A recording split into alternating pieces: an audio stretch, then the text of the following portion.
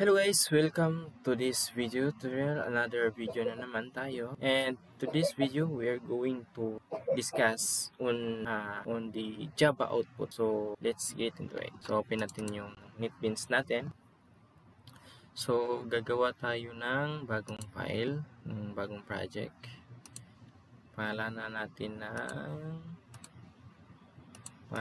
to ng Hello World. So, ang pagpangalan natin ng ating file dapat naka uppercase, camel case. So, dito malaki yung H at saka malaki yung W. So, ito yun dapat sa class. This must be consistent ito sa class natin. So, kung ano yung class natin, ito yung name natin. This is a case sensitive ang yung Java natin. So, finish. So, ito na po yung bagong project natin sa Hello World na class.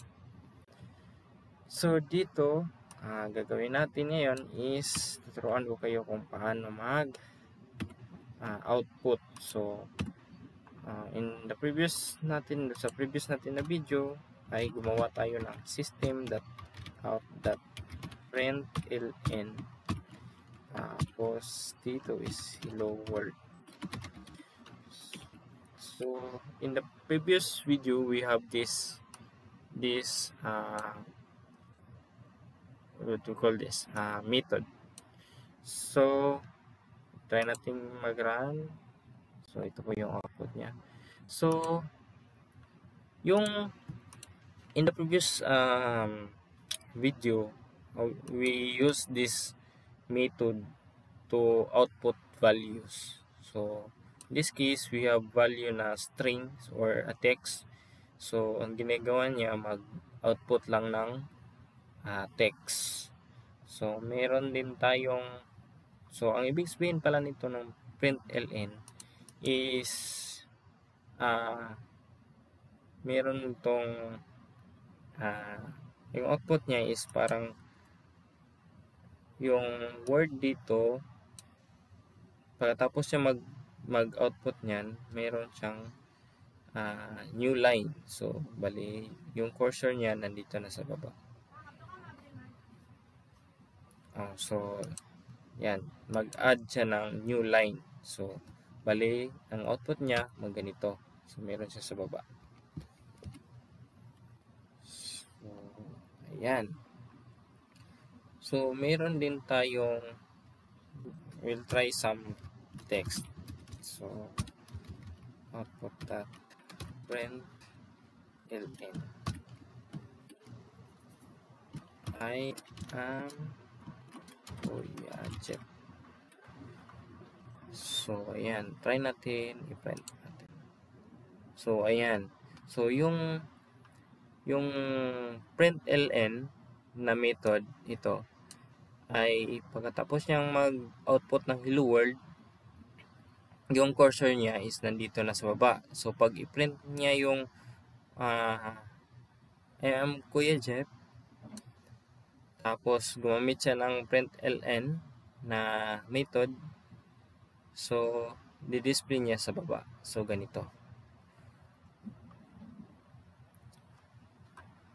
So pag di tayo gumamit ng double quote, mag-i-error yung code natin. So for example,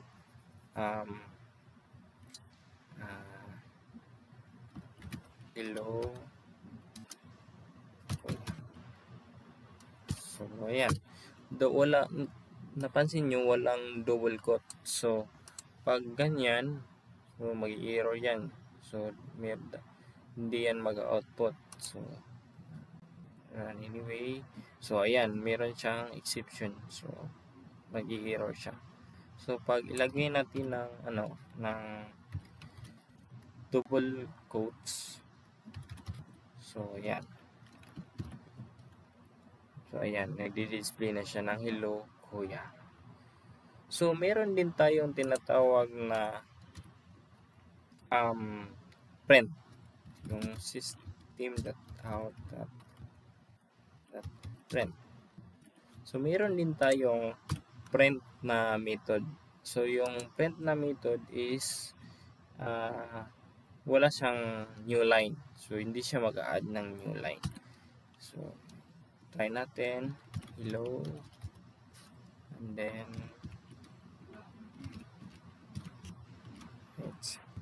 sorry. So ayan, click natin hello world. So dito nag-output tayo ng hello, tapos sa second naman is nag-output tayo ng word, hello world. Napansin nyo walang ln. So ang gagawin niya, ang output is nandito sa tabi kasi wala siyang new line. So tingnan natin yung output niya, shift F6. So ayan, napansin nyo yung word is nagkadugtong dito. So yan yung output niya. Zoom natin, hello world. So yan, dikit na siya. So ayan, so yun yung kaibahan ng print ln at saka print lang. So yung print, hindi siya mag-a-add ng new line. So ito naman is mag-a-add siya ng new line after niya ma-execute yung code na to, yung method na println. So that's all for this video. I hope this will help you, and see you on the next video, guys.